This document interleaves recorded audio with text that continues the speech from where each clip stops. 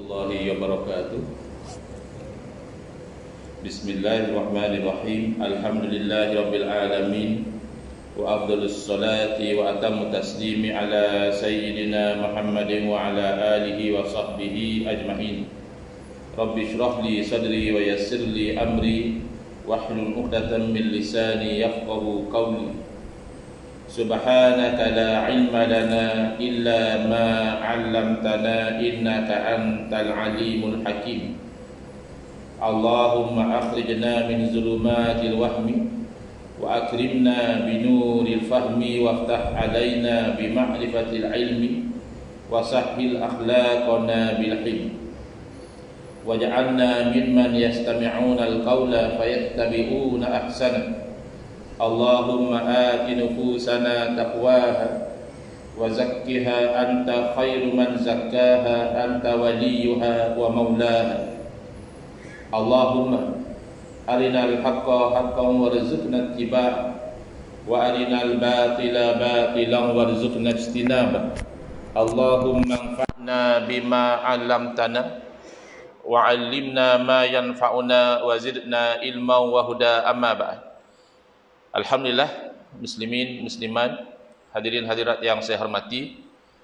Syukur kepada Allah Taala, pada hari ini insya-Allah kita akan menyambung pengajian kuliah subuh bulanan hari Ahad yang kedua, anjuran surah Al-Furqan Prisin 11 Putrajaya, menggunakan kitab Kekeliruan Umat, inilah jawapannya, susunan Al-Fadil Ustaz Mahathir bin Haji Jul hafizallah ta'ala wa nafa'na bihi wa bi'ulumihi fid daraini amin. Kita sampai ke muka surat 27 ya. Dengar ceritanya penerbit Galeri Ilmu dah nak siap kitab ni, cetakan baru. Kalau dah siap nanti bolehlah tuan-tuan dapatkan, supaya kita sama-sama merujuk kepada the same page dalam pengajian kita. Jadi muka surat 27 ini masih lagi bab yang pertama, masih lagi berkaitan tentang tajuk bid'ah ya. Jadi ada orang kata, tak habis-habis ustaz ni, tajuk bid'ah je ya. Sebenarnya dah habis, tapi dekat surau lain, dekat masjid lain dah lama khatam bab 1 ni. Tapi oleh kerana surah Al-Furqan ni kita baru mula kuliah bulanan, jadi masih tak habis-habis lagi satu. Yang kedua, masih tak habis-habis lagi orang yang tak faham bab bid'ah, masih ketegak lagi. Kita duk bawa dalil, bawa contoh, mereka tak mau terima juga, mereka nak buat pesen mereka juga. Yang lebih parah lagi, kalau kita buat, dia berkata sesat, bid'ah. Kalau mereka buat, tak apa, tu okey pula. Walaupun Nabi pun tak buat. Contoh no? Raya sebulan ni, kita duk buat rumah terbuka, pejabat terbuka, bid'ah. Mana ada zaman Nabi SAW orang buat jamuan-jamuan lepas 1 Syawal ni. 1 Syawal ziarah-ziarah ya, lebih kurang sembahyang sunat apa, selesai. Kita tak. Bahkan kadang-kadang tu masih lagi ada tema baju raya, liputan tema pakaian, baju Melayu atau baju kebangsaan atau baju raya dan sebagainya. Tapi kalau dengan tujuan dia itu nak mengadakan itu, nak menjamu makan. Kerana menjamu makan itu termasuk dalam suruhan agama kita, at'imut ta'am, kata Nabi SAW. Yang kedua, untuk mengeratkan hubungan sesama saudara seagama, kerana budaya masyarakat kita bila hari raya balik kampung. Jadi peluang balik semula ke KL ni lah, nak bersilaturahim dengan jiran tetangga, dengan kawan-kawan sepejabat, maka itu termasuk bid'ah hasanah. Kenapa bid'ah? Kerana zaman Nabi tidak ada amalan sedemikian. Kenapa hasanah? Kerana selari dengan syariat. Jadi sepatutnya simple saja. Dan mereka ini yang menolak bid'ah hasanah ini, mereka mendakwa mengikut salaf. Kami adalah salafi, pengikut salaf. Jadi bagus ya. Salafi asalnya bagus, kerana makna salafi adalah orang yang mengikut salaf. Salaf adalah generasi terbaik umat Islam. Yang pertama adalah murid-murid Nabi, iaitu para sahabat radhiyallahu anhum ajma'in. Kemudian orang yang pernah mengaji dengan anak murid Nabi, dan kemudian orang yang menjadi murid kepada orang yang pernah mengaji dengan murid Nabi, iaitu tabi'in. Jadi kalau betul-betul ikut salaf, bagus. Yang jadi masalah tak ikut, tapi mendakwa sahaja. Yang ini yang kita keberatan lah. Sebab itu kawan-kawan kita di sebelah utara sana, kadang-kadang dia bagi tahu, dia kata, "Ustaz, hak lagu tu depa bukan salafi." Habis itu depa salah pi. Salah pi kod ni depa pikut lain. Oh, salah pi tak mau. Kita nak betul pi. Salah pi jadi menjeleweng daripada anjuran agama kita. Jadi sebenarnya mengiktiraf bid'ah hasanah adalah sunnah. Yang ni yang mereka kadang-kadang terbakar dengan, "Ustaz apa macam ni?" Cuba dengar baik-baik. Mengiktiraf bid'ah hasanah. Kalau bid'ah sayyi'ah dalalah itu memang kita tolak. Tapi bid'ah hasanah ni ulama telah terangkan semenjak lama, bahkan keluar daripada mulut sahabat Nabi sendiri, iaitu Sayyidina Umar radhiyallahu anhu mengatakan, "Nikmatil bid'atu hazihi." Sebaik-baik perkara bid'ah, inilah dia. Berarti sahabat menerima konsep bid'ah tetapi baik. Dalam kuliah yang lalu, kita telah bawa 10 contoh bagaimana bid'ah hasanah diiktiraf oleh Nabi sallallahu alaihi wasallam sendiri. Maka orang yang tolak bid'ah hasanah, dia melanggar sunnah Nabi. Dia menolak sunnah Nabi. Bid'ah maknanya perkara baharu. Nabi tak buat, Nabi tak suruh. Apabila ada sahabat yang buat, saya nak laju sahaja kerana ini kita dah cerita dengan detail pada kuliah-kuliah yang lalu. Just nak refresh balik. Maklumlah dah sebulan berpuasa, kemudian kita pun dah raya, lemang, ketupat dan macam-macam. Dah apa kuliah yang lalu kita mengaji pun kita tak berapa nak ingat. Bukan lupa ya, tak berapa nak ingat. Jadi kita refresh. Ada 10 contoh. Pertama iaitu sembahyang sunat wudu yang dilakukan oleh Sayyidina Bilal bin Rabah radhiyallahu anhu, atau boleh juga dianalisa sebagai sembahyang sunat mutlak yang dilakukan setiap kali selepas berwudu. Tidak ada anjuran khusus daripada Nabi SAW, tidak dicontohkan secara khusus oleh Nabi SAW, tetapi tidak ada salah solat sunat 2 rakaat selepas wudu. Maka Nabi SAW apabila mendapat tahu amalan ini daripada Sayyidina Bilal bin Rabah radhiyallahu anhu, Nabi SAW mengkaitkan dengan itulah sebab Sayyidina Bilal ini akan menjadi ahli syurga. Inni sami'tu baina yadayya dufan alaika fil jannah. Sesungguhnya saya telah mendengar di hadapan saya derapan 2 selipar kamu di dalam syurga. Yang kedua, Sayyidina Khubayb bin Adi al-Ansari radhiyallahu anhu, orang yang pertama apabila tahu akan dibunuh oleh musuh, solat 2 rakaat. Musuh kata, "Kami akan bunuh kamu." Dia kata, "Bagi saya masa sikit, saya nak solat." Itu juga tidak ada anjuran khusus daripada Nabi SAW, dan itu juga tidak dilarang atau dikritik oleh Nabi SAW. Yang ketiga, sahabat Nabi Sayyidina Rifa'ah bin Rafi' Az-Zurqi radhiyallahu anhu membaca pujian kepada Allah Subhanahu Wa Taala ketika i'tidal. Nabi SAW jadi imam, Nabi SAW bangkit daripada rukuk, sami Allahu liman hamidah. Lalu sahabat ini menyebut, "Rabbana lakal hamdu hamdan katsiran thayyiban mubarakan fi." Jadi pujian sebegini tidak diajar oleh Nabi sallallahu alaihi wasallam. Bahkan Nabi tanya lepas solat, "Manil mutakallimu anifa?" Siapa yang sebut macam tu tadi? Asalnya agak ragu-ragu juga nak mengaku. Akhirnya sahabat itu mengaku bahawa beliaulah yang menyebut demikian. Jadi kalau ikut teori kawan-kawan kita yang anti bid'ah hasanah, mestilah perbuatan itu haram. Kerana buat benda baru dalam ibadah.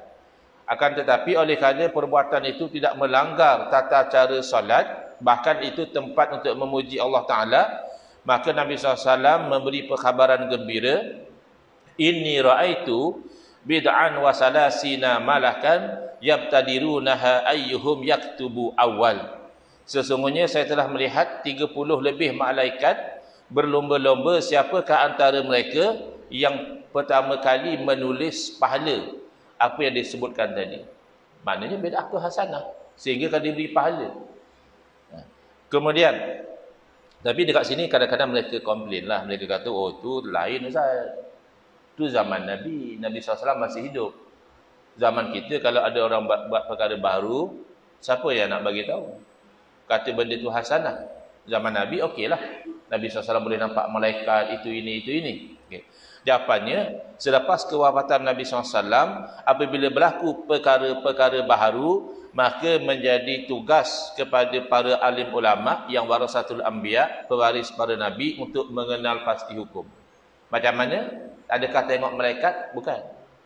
Sumber hukum Quran, sunnah, ijma', qiyas, istishab, istihsan, saddu zara'i, masalih mursalah, huruf, syar'u man qablana dan sebagainya. Ada lebih kurang 13, 14 ataupun 12 sumber-sumber hukum yang dirujuk oleh para alim ulama yang boleh dikatakan sepakat 4. Quran, sunnah, ijma' dan qiyas. Jadi ulama kena kaji. Itu yang mufti-mufti kadang bincang ni, apa hukum benda ni tak berlaku zaman Nabi SAW, boleh ke masyarakat buat? Jadi itu yang pertama. Yang kedua kata dia, perbincangan kita adalah tentang tajuk bid'ah. Ustaz bawa contoh macam ini, Nabi sudah iktiraf Ustaz. Kan Nabi puji. Bila Nabi SAW iktiraf, maka benda itu dah jadi sunnah.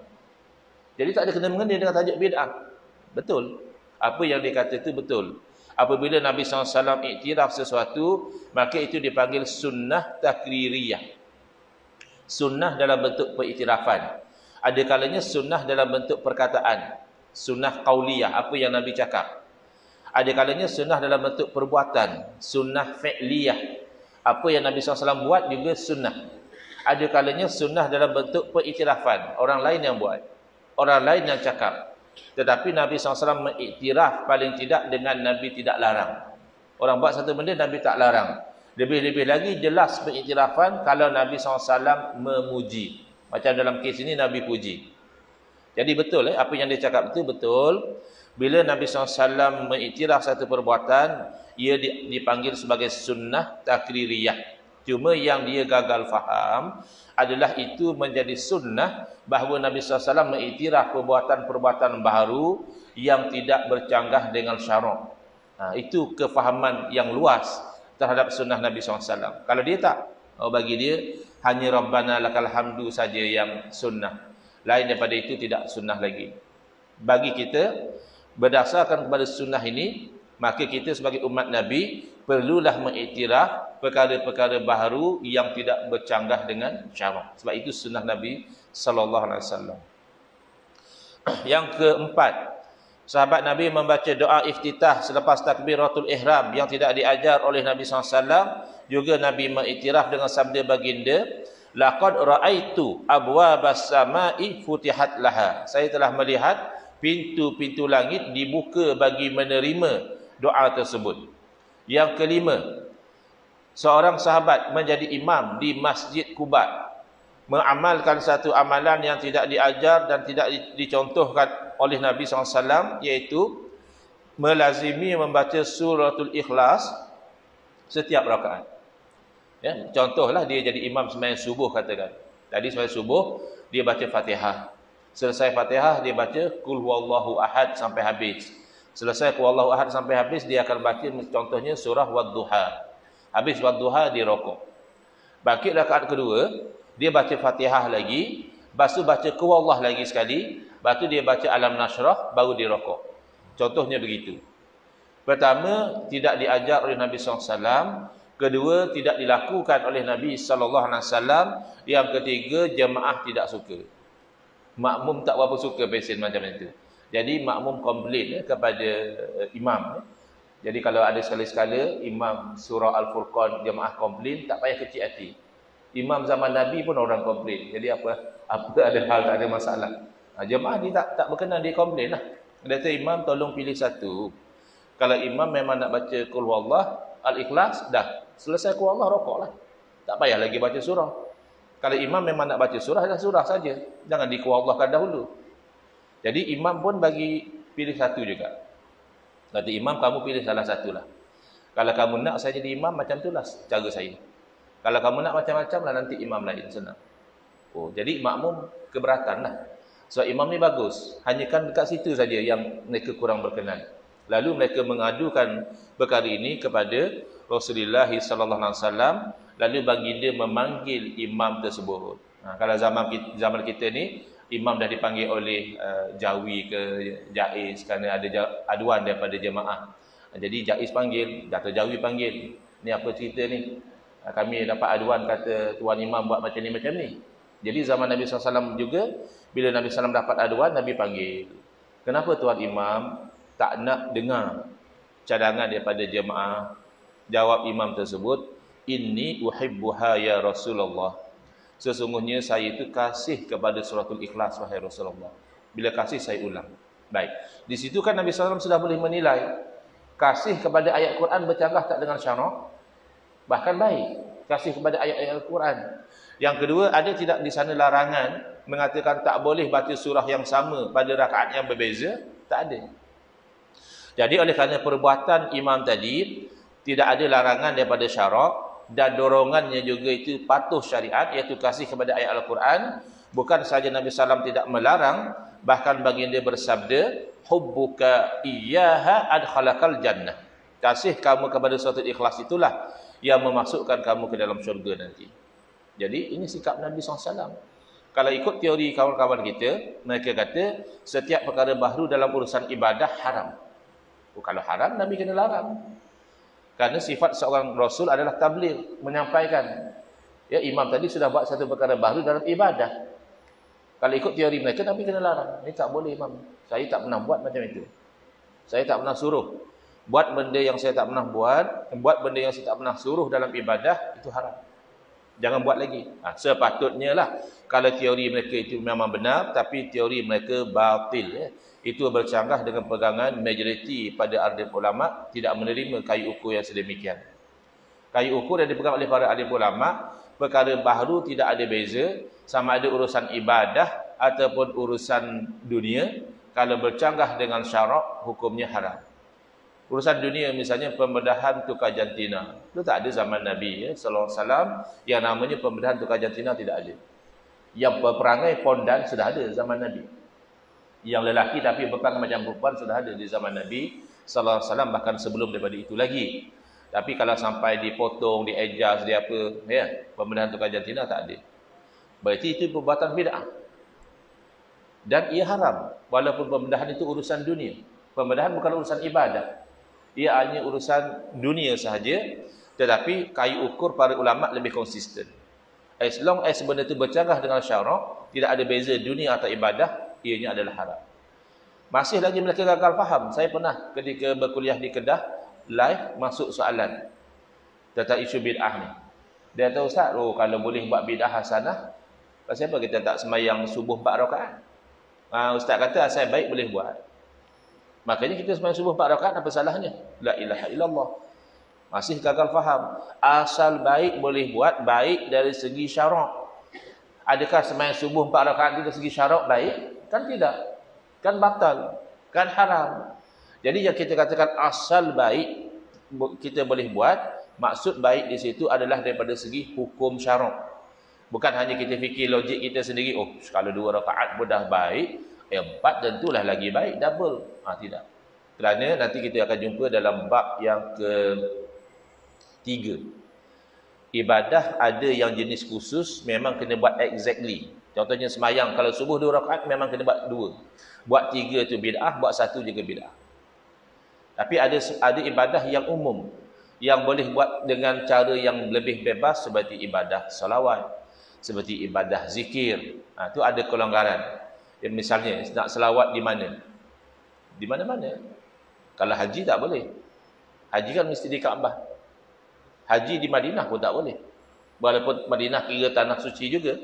Kalau ada orang dia kata, sesak nak pergi haji Kaabah ni, nampak Madinah lapang sikit, saya pakai haji di Madinah je lah Ustaz, tak boleh. Kerana tempat dah ditetapkan. Selawat mana-mana boleh. Selawat di Mekah, di Madinah, di rumah, di Shah Alam, di Selangor, di mana boleh. Di Johor boleh. Tak ada masalah. Nak selawat bila? Kalau semayang jangan. Kan ada hari ni cuti, rumah terbuka banyak, rumah terbuka tengah hari ramai yang buat. Pagi free, kita semayang Zuhur siap-siap. Jadi nanti tak kalut, tak boleh. Tapi kalau selawat, ni free, saya nak selawat sekarang, silakan. Tak ada masalah. Nak selawat banyak mana, nak selawat dalam keadaan suci daripada hadas boleh, nak selawat daripada tak suci daripada hadas tidak dilarang. Nak selawat dalam keadaan menghadap kiblat boleh, dalam keadaan tak menghadap kiblat juga tidak dilarang. Nak selawat sambil memandu boleh. Bahkan kalau satu orang misalnya dia berjoging untuk jaga kesihatan, dia fikir-fikir aku jogging jaga kesihatan saja pun kosong juga. Baik aku berzikir, baik aku berselawat. Jadi sambil dia jogging, sallallahu alaihi Muhammad, sallallahu alaihi Muhammad, sallallahu alaihi Muhammad. Mana dalil khusus berselawat sambil jogging? Dia tak ada. Tapi oleh kerana selawat ni ibadah jenis umum, maka tidaklah kita tu menjadi haram Tapi kalau semayang sambil jogging boleh? Kan haram, batal lah semayang. Baik. Kembali ya, itu insya-Allah bab yang ketiga kita akan perdetailkan.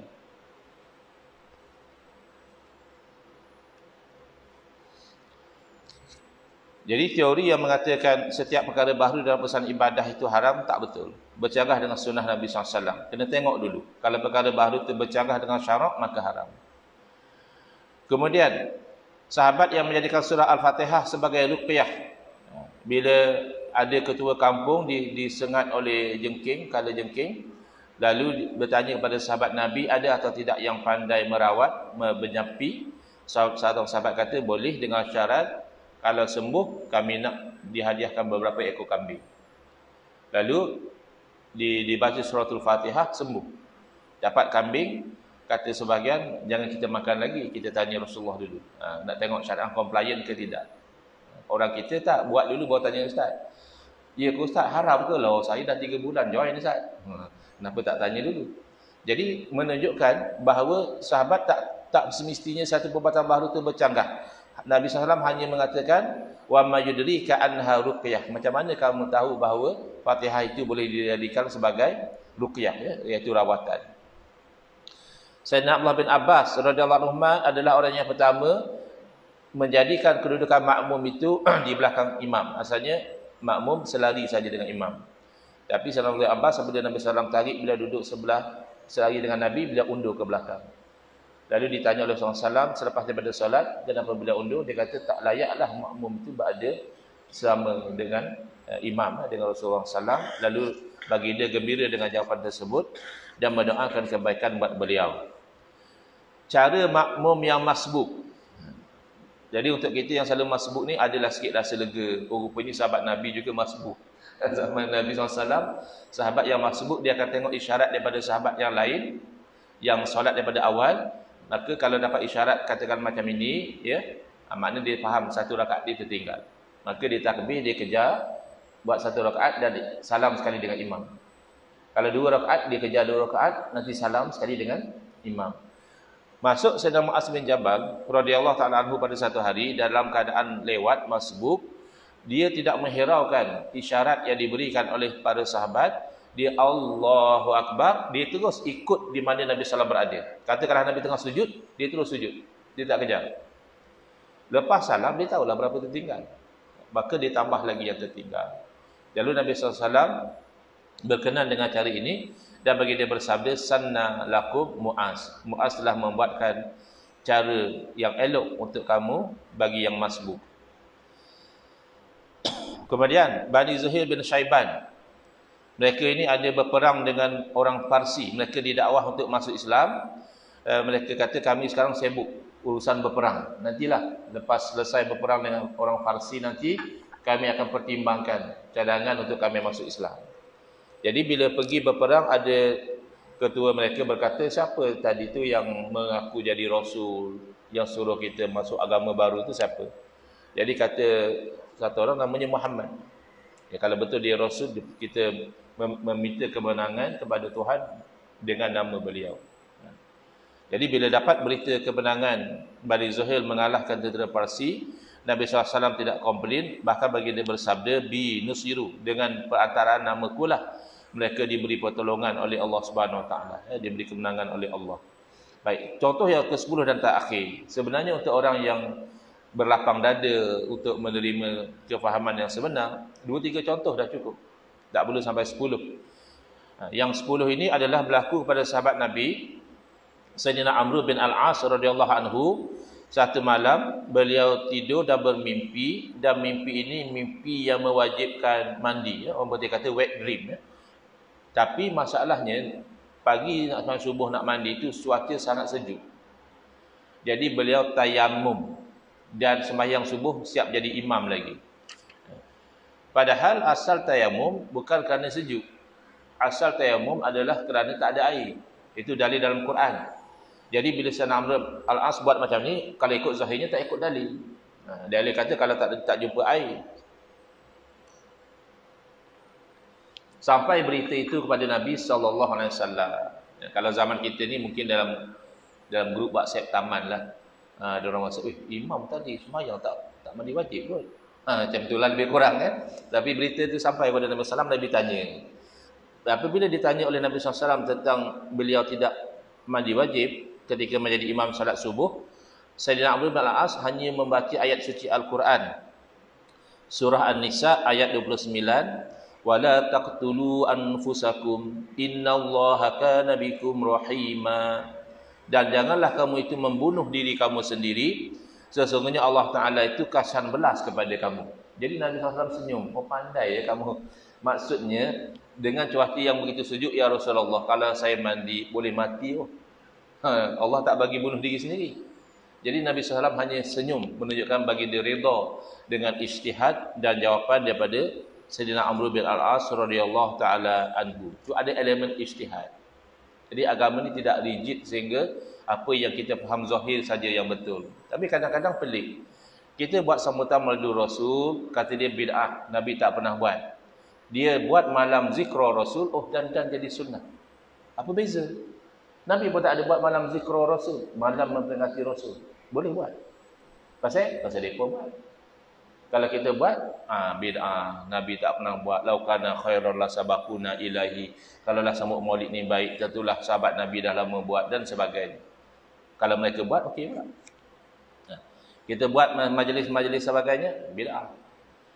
Contoh ya, kawan-kawan kita yang buat perkampungan sunnah. Itu kan bid'ah. Mana ada zaman Nabi buat perkampungan sunnah. Tapi secara asas, hasanah. Kerana apa yang dibuat dalam perkampungan sunnah, berkumpul, buat kuliah, buat ceramah, ya masing-masing buat aktiviti. Ini secara asas lah. Tapi kalau ceramah tu disampaikan benda-benda yang batil, tak elok lah. Secara asas, dia buat perkampungan sunnah 2-3 hari. Dijemput orang datang, dikumpulkan ilmuwan-ilmuwan, menyampaikan ilmu, menyampaikan kesedaran dan sebagainya, itu bagus kan? Walaupun tidak berlaku di zaman Nabi sallallahu alaihi wasallam. Jadi jangan macam itulah sikapnya. Kalau kita buat saja betul, orang lain buat bid'ah sesat, itu adalah sikap yang tidak adil dalam beragama. Baik, itu hanya siaran ulangan. Ya. Itu pun sudah ada yang lelap sudah. Belum lagi masuk isi. Jadi isi lagi ringkas insya-Allah. Sebab apabila kita ceritakan kisah-kisah tadi, akan ada orang yang bangkang mengatakan itu tidak mengapa kerana Nabi SAW masih hidup. Walaupun sahabat buat benda baru, tak ada masalah. Kerana bila Nabi SAW masih hidup, Nabi SAW boleh beritahu sama ada perbuatan itu boleh atau tak boleh. Tapi lepas Nabi dah wafat, tak boleh buat benda baru lagi. Ini terbakar dengan sikap sahabat sendiri. Sahabat Nabi radhiyallahu anhu ajma'in masih lagi buat benda-benda baru yang mana pada ijtihad mereka baik dari segi syarak. Yang pertama, seawal Sayyidina Abu Bakar radhiyallahu anhu menjadi khalifah telah membuat bid'ah yang hasanah, iaitu jam'ul Quran fi mushafin wahidin, mengumpulkan Al-Quran dalam satu mushaf. Mereka kata itu bukan bid'ah Ustaz, sebab yang buat Sayyidina Abu Bakar. Bila Sayyidina Abu Bakar buat, itu jadi sunnah. Sunnah Khulafa'ur Rasyidin kita kena ikut. Betul lah tu. Berarti sunnah Khulafa'ur Rasyidin adalah membuat perkara baharu yang tak bercanggah dengan syarak. Itu sunnah Khulafa'ur Rasyidin yang kita kena ikut. Bercanggah dengan sunnah kamu. Kamu asal baru haram, asal baru sesat, asal Nabi tak buat haram. Mana boleh macam itu? Tak sama seperti sunnah Khulafa'ur Rasyidin. Memang Sayyidina Sayyidina Abu Bakar radhiyallahu menganggap mengumpul Al-Quran dalam satu mushaf itu bid'ah.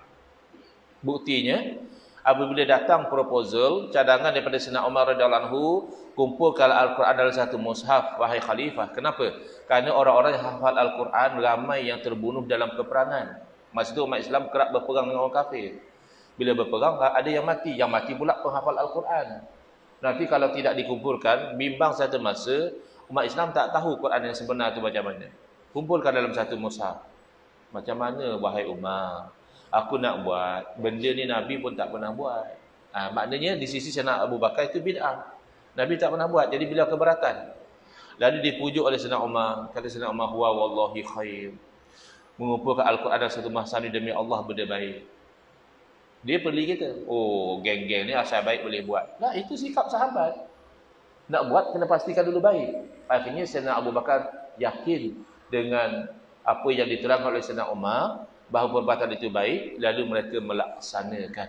Berarti melaksanakan perkara baharu yang baik adalah sunnah khulafa' ar-rasyidin. Alaikum bisunnati wa sunnatil khulafa'il mahdiyyin ar-rasyidin. Yang kedua, perintah solat tarawih berjamaah oleh Sayyidina Umar radhiyallahu taala anhu. Mana ada bid'ah Ustaz? Solat tarawih zaman Nabi dah ada. Mana ada bid'ah? Itu bid'ah dari segi bahasa saja. Jangan tidak memahami, ya. Memang zaman Nabi SAW telah berlaku solat tarawih ini. Solat qiyam Ramadan ini dah berlaku. Apa yang berlaku adalah selesai daripada solat fardu, Nabi SAW buat solat tarawih qiyam Ramadan ni. Jadi sahabat ikut. Masuk malam yang kedua, mungkin dah sampai berita, oh semalam kami semayang dengan Nabi SAW, kami bagus lagi, seronok semayang dengan Nabi, ramai. Makin bertambah yang ikut Nabi SAW. Masuk malam yang ketiga ataupun malam yang keempat, Nabi sudah tidak keluar semayang lagi. Semayang fardu, ialah selesai semayang fardu, Nabi masuk dalam rumah dah tak keluar lagi. Sahabat tunggu. Nak semayang macam malam sebelumnya. Sampai pagi Nabi tidak keluar. Lalu Nabi SAW terangkan kepada para sahabat, bukan kata saya tak tahu kamu tunggu saya semalam, tapi saya bimbang kalau diwajibkan, nanti ia akan membebankan. Nabi tak nak diwajibkan. Kerana kalau Nabi buat secara konsisten, ada kemungkinan diwajibkan. Lalu, oleh kerana Nabi SAW tak keluar, sembahyang sendiri tarawih di rumah, maka para sahabat masing-masing buat. Ada yang sembahyang dengan imam ni, ada yang sembahyang dengan imam ni, ada sembahyang seorang-seorang. Ya. Berkekalanlah amalan itu sehingga zaman Sayyidina Umar radhiyallahu anhu. Sayyidina Umar keluar satu malam, tengok itulah keadaan dia. Lalu Sayyidina Umar mencadangkan, alangkah eloknya kalau yang sembahyang tarawih ini semuanya melakukan di belakang seorang imam. Nanti satu orang jadi imam, yang lain buat 20 rakaat di belakang imam ini. Jadi hati-hati. Yang tak nak buat 20 rakaat, ia terpulang. Tapi jangan membid'ah sesatkan yang 20 rakaat. Kerana 20 rakaat ini ijma' semenjak daripada sahabat Nabi lagi. Bila Sayyidina Umar kata, nah, lantik seorang imam, sembahyang 20 rakaat di belakang imam ini, tidak ada satu orang sahabat pun yang bangkang. Mana telah ijma' sembahyang 20 rakaat itu bukan bid'ah. Bahkan sampai sekarang, saya percaya tuan-puan ada yang pernah Ramadan di Makkah, Ramadan di Madinah, di sana berapa rakaat buat tarawih? 20. Di sana 20 rakaat juga. Daripada dahulu sampai sekarang, tarawih 20 rakaat. Tapi kami nampak 8. Ya silakan. Tapi jangan membid'ahkan sesuatu yang telah diijma' oleh para sahabat. Itu risiko tinggi. Ya. Baik. Jadi itu bid'ahnya daripada sudut penetapan, ya, dibuat secara berjamaah di belakang seorang imam itu yang tidak berlaku di zaman Nabi sallallahu alaihi wasallam. Dan Sayyidina Umar komen, ya, nikmatil bid'atu hazihi, sebaik-baik perkara bid'ah inilah dia. Kalau dia kata itu bid'ah dari segi bahasa, tidak ada beza. Sebab dari segi bahasa, bid'ah adalah perkara baharu. Jadi berarti itu memang perkara baharu. Dan itu kan urusan ibadah. Kalau di sisi mereka, urusan ibadah mesti haram. Sayyidina Umar tidak memandang demikian. Bahkan ada kawan saya yang pergi buat umrah, bila melawat ke Madinah, ada satu orang lecturer yang bersyarah dalam Masjid Nabawi, orang Arab lah. Dia tergamak mengatakan, ya laita hadzal rajul lam yaqul hadzal kalam, kata dia. Alangkah eloknya lelaki ini ditunjuk pada makam Sayyidina Umar tak bercakap macam itu. Oh, dia lagi pandai pada Sayyidina Umar kalau begitu. Maknanya macam dia kata Sayyidina Umar tu salah lah cakap ada bid'ah yang baik. Padahal Nabi SAW berpesan, iktadu billadaini min ba'di Abi Bakrin wa Umar. Ikutlah contoh dua orang selepas daripada saya, ikutlah Abu Bakar dan ikutlah Umar radhiyallahu anhu. Sayyidina Abdullah bin Mas'ud radhiyallahu anhu mengubah lafaz tasyahud. Tasyahud di sini maknanya tahiyat. Kan dalam tahiyat kita ada assalamu alayka ayyuhan nabiy wa rahmatullahi wa barakatuh. Assalamu alayna dan seterusnya. Selepas kewafatan Nabi SAW, Sayyidina Abdullah bin Mas'ud merubah menjadi assalamu alaihi. Salam ke atas baginda, bukan salam ke atasmu. Jadi sahabat Nabi memandang tak ada masalah sebab maknanya sama. Tetap selawat ke atas Nabi, ya, salam ke atas Nabi. Tapi sahabat yang lain tidak buat macam itu. Mazhab yang kita ikut sekarang, mazhab Syafi'i juga tak ikut macam itu. Ikut sahabat-sahabat yang lain yang masih mengekali assalamu alaika. Yang ini yang masa dialog isu Wahabi di Perlis, rakan dialog kita Ustaz Saman Ali, dia mendakwa bahawa inilah bukti tak boleh istighosah dengan orang mati. Sayyidina bin Mas'ud pun sampai menukar lah, kata ada. Ini bukti boleh buat ibadah hasanah. Bukan bukti tak boleh. Ini tak ada kena-mengena dengan minta dengan orang mati ke apa. Ini kita bagi salam kepada Nabi SAW ketika Nabi SAW masih hidup. Yang Nabi ajar adalah Assalamu alaika ayyuhan Nabi. Tapi ada sahabat yang memandang tidak masalah menukar menjadi Assalamu alaiki, kerana masih maknanya memberi salam kepada Nabi SAW. Tapi sahabat-sahabat yang lain masih mengekalkan. Kemudian menulis Al-Quran dalam satu rasam zaman Sayyidina Uthman dan perintah azan pertama pada hari Jumaat. Kerana azan Jumaat zaman Nabi SAW dan dua khalifah yang pertama adalah ketika imam sudah naik atas mimbar. Macam zaman kita sekarang juga kan, imam naik atas mimbar, Assalamualaikum warahmatullahi, imam duduk, azan. Sekali itu saja. Yang sebelum imam naik atas mimbar tak ada azan. Tetapi Sayyidina Uthman kerana melihat ada keperluan, maka Sayyidina Uthman memerintahkan supaya azan dahulu. Apa keperluan dia? Zaman itu orang sudah ramai, duduk jauh daripada masjid. Kalau azan satu kali macam biasa, yang mereka ini tak sempat solat Jumaat. Jadi azan awal, mereka sedar waktu Jumaat dah hampir, maka mereka bersiap, tutup kedai dan sebagainya. Sedang elok mereka itu sempat solat Jumaat. Jadi tidak ada sahabat yang bangkang. Tak ada yang kata, Uthman, mana ada zaman Nabi azan 2 kali? Nabi pun tak pernah buat. Tak ada. Jadi semua sahabat bersetuju, ini menjadi bukti bahawa sahabat ijma' boleh buat perkara baharu dalam urusan agama selagi mana tidak bercanggah dengan syarak. Syarat itu penting. Kerana tak ada beza. Urusan dunia pun macam itu, selagi mana tidak bercanggah dengan syarak. Kemudian, Sayyidina Ali radhiyallahu anhu membuat selawat sendiri ke atas Nabi SAW. Jadi ada golongan yang kata tak boleh, selawat hanya boleh yang warid daripada Nabi SAW. Ini tak betul. Kerana perintah selawat itu umum.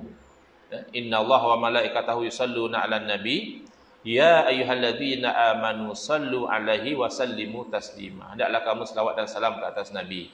Selawat dan salam dengan lafaz yang warid daripada Nabi SAW seperti selawat Ibrahimiyah itu baik. Tapi tidak berarti haram selawat dengan lafaz-lafaz yang lain. Buktinya sahabat juga ada buat selawat mereka sendiri. Para ulama semenjak daripada dulu ada yang buat selawat sendiri. Tiba-tiba kawan kita yang belajar 4 tahun, 5 tahun di luar negara merasakan mereka lebih pandai, lebih faham agama berbanding sahabat dan juga para alim ulama. Kemudian Sayyidina Abdullah bin Umar juga ada menambah lafaz tasyahud dan lain-lain. Jadi terbukti ketika Nabi SAW masih hidup dan selepas kewafatan baginda SAW, para sahabat melakukan perkara-perkara baharu baik dalam urusan dunia ataupun agama yang mereka nilai tidak bercanggah dengan syariat. Dan masa Nabi hidup dapat periktirafan daripada Nabi SAW. Nak apa lagi? Cukuplah. Tapi ada khilaf. Yang ini kata bid'ah, yang ini kata tidak bid'ah, itu biasa. Contohnya orang sujud lepas sembahyang. Kan ada orang macam tu. Lepas habis sembahyang dia sujud pula. Boleh ke tak boleh? Jadi di sisi sebahagian dia kata tak boleh lah, sebab sujud ni kena ibadah. Sujud tu kenapa? Adakah sujud tilawah? Bukan. Adakah sujud dalam sembahyang? Sembahyang dah selesai. Adakah sujud syukur? Syukur apa? Jadi bagi ulama yang mengatakan macam ini, dia kata itu adalah bid'ah. Tapi ada seorang ulama katalah, sujud syukurlah lepas ada orang tak sembahyang, dia dapat sembahyang, dia syukur. Maka sujud syukur bukan bid'ah. Jadi bukan perdebatan antara ulama ini boleh ke tak boleh buat ibadah yang bercanggah dengan syarak, yang tidak ada dalil syarak, bukan. Dua-dua setuju, tak boleh kita buat satu sujud yang tidak ada disyariatkan. Yang disyariatkan adalah sujud solat, sujud syukur dan sujud tilawah bila ada ayat-ayat sajadah. Ya. Jadi yang berlaku khilaf di kalangan ulama, adakah sujud lepas solat tu sujud syukur ke bukan? Yang kata sujud syukur, okey, tak ada masalah. Yang kata bukan sujud syukur, dan itu yang lebih kuat, kerana sujud syukur ni adalah nikmat yang ketara dia mendatang. Kalau nak kira nikmat solat, nikmat iman, memang sujud syukur panjanglah kita. Mujurlah saya masih orang beriman. Ada orang yang sudah murtad, sujud lagi. Mujurlah saya boleh bernafas. Ada orang dah berhenti nafas, dia sujud lagi. Bukan begitu. Dia syarat sujud syukur ni adalah nikmat yang ketara. Tiba-tiba mendatang, kita terselamat daripada satu kemalangan. Misalnya, sujud syukur. Kita dapat satu projek besar, misalnya, sujud syukur. Kita dilantik jadi menteri, misalnya, sujud syukur ke inna lillahi wa inna ilaihi raji'un. Bergantung. Sayyidina Umar bin Abdul Aziz bila dilantik jadi khalifah, dia kata inna lillahi wa inna ilaihi raji'un. Dua orang kata inna lillahi wa inna ilaihi raji'un. Beliau dilantik, seorang lagi yang nak jawatan beliau pun juga inna lillahi. Sebab dia nak Allah dapatkan orang lain, inna lillahi wa inna ilaihi raji'un. Tapi Umar bin Abdul Aziz dia tengok besarnya lah tanggungjawab ni, akan dia bertanggungjawab depan Allah Taala pun inna lillahi wa inna ilaihi raji'un juga. Tapi secara umum sujud syukur ni dapat nikmat-nikmat yang ketara, bukan nikmat yang berkekalan macam nikmat hidup, nikmat iman, itu besar. Nikmat Islam itu besar.